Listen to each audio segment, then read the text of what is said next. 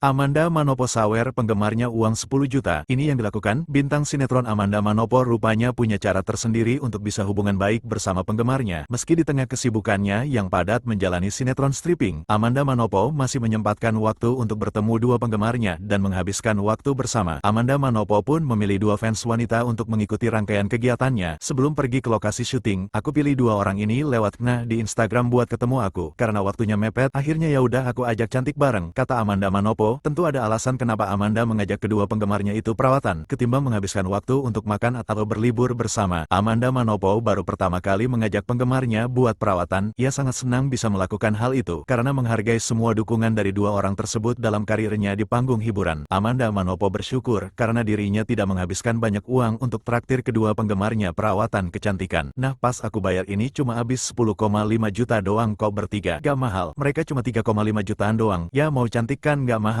ujar Amanda Manopo.